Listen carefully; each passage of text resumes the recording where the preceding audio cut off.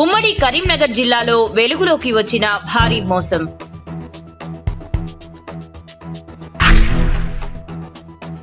Unique mercantile India limited పేరుతో టోకరా.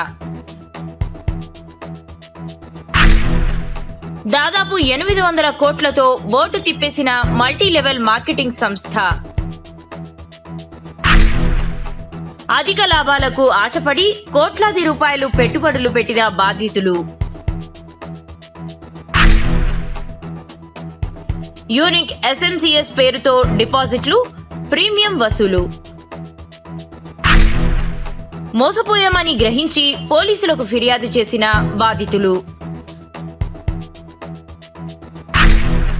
తమకు న్యాయం చేయాలని వేడుకుంటున్న బాధితులు.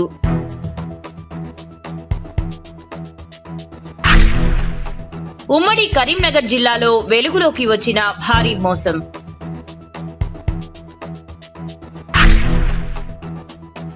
యూనిక్ మార్కెంటైల్ ఇండియా లిమిటెడ్ పేరుతో టోకరా. దాదాపు 800 కోట్లతో బోర్డు తిప్పేసిన మల్టీ లెవెల్ మార్కెటింగ్ సంస్థ. అధిక లాభాలకు ఆశపడి కోట్లాది రూపాయలు పెట్టుబడులు పెట్టిన బాధితులు.